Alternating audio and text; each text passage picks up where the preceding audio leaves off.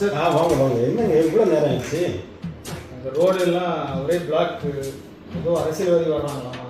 சரி. அதனால ஒரே மக்கள் கூட்டம், வாழ்க கோஷம், தலைவா தலைவான்னு கூப்பிட்றாங்க, மாலைகள் அது இதுன்னு பயங்கர கூட்டமாக இருக்கு.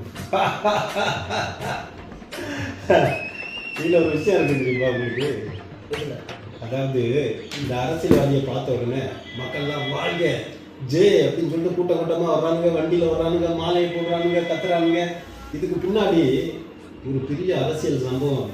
அதாவது ஒரு மன்னர் தன்னோட தேரில் மந்திரி பக்கத்தில் உட்காந்துருக்காரு, வந்துட்டு இருக்கும்போது இப்போ அந்த மந்திரி கேட்குறாரு, ஐயா நீங்கள் வந்து எல்லாருக்கும் நிறைய வேலை வாங்குறீங்க தொழிலாளர்கள்ட்டெல்லாம், ஆனால் அவங்களுக்கு ஒரு 2 செப்பு காசும் ஒரு குவளை மதுவும் ஒரு கூட சோறும் தான் கொடுக்குறீங்க.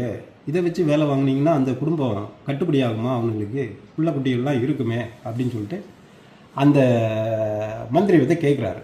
அதுக்கு அந்த மன்னர் சொல்கிறாரு, நான் இதுக்கு உனக்கு வேறு ஒரு நாள் பதில் சொல்கிறேன் அப்படின்னு சொல்லிட்டு அப்படியே போயிட்டே இருக்கிறாரு.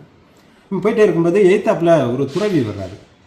அந்த துறவியை பார்த்த உடனே மன்னர் வண்டியை நிறுத்து அப்படின்னு சொல்லிட்டு நேராக இறங்கி போய் அந்த துறவியோட காலில் விழுந்து ஆசீர்வாதம் வாங்கிட்டு நேராக மறுபடியும் வந்து தேரில் ஏறினார். இது மந்திரி பார்த்தாரு, என்னையா அது இந்த ஆள் சரியான எவ்வளோ பெரிய ஆள், ஆனால் இந்த ரோட்டில் பூரா பரதேசி காலில் போய் விழுந்துட்டு வர்றானே அப்படின்னு சொல்லிட்டு ஒரு யோசிச்சுட்டே இருந்தார். வந்த உடனே அவர் கேட்டார், மன்னா நீங்கள் எவ்வளோ பெரிய ஆள், ஆனால் அந்த ஆள்கிட்ட போய் காலில் விழுந்து என்னங்கய்யா இதெல்லாம் அப்படிங்கிற மாதிரி கேட்குறாரு.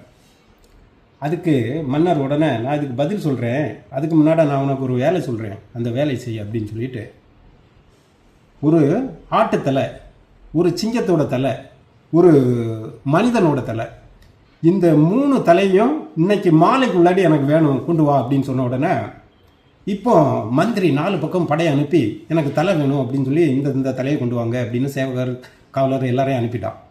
இப்போ நேராக போனாங்க. ஒரு கசாப்பு கடையில் போய் ஒருத்தன் ஒரு ஆட்டு தலையை டயர்னு பணத்தை கொடுத்து வாங்கிட்டான். இன்னொருத்தன் என்ன பண்ணால் காட்டுக்குள்ளே போய் சுற்றிட்டு இருந்தான். அங்கே ஒருத்தன் ஒரு வேட்டைக்காரன் ஒரு சிங்கத்தை கொண்டுட்டான். அவன்கிட்ட போயிட்டு அந்த தலையை வெட்டி வாங்கிட்டு வந்துட்டான்.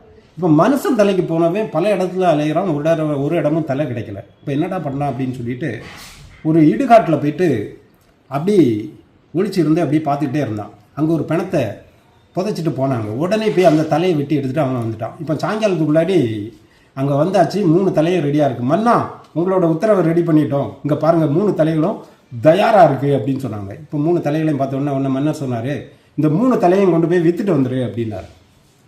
விற்றுட்டு வர்றதா அப்படின்னு சொல்லிட்டு, ஆமாம் உடனே மார்க்கெட்டில் கொண்டு போய் விற்று அப்படின்னு மார்க்கெட்டுக்கு கொண்டு போயிட்டாங்க. இப்போ ஆட்டு தலையை வச்சு ஆட்டு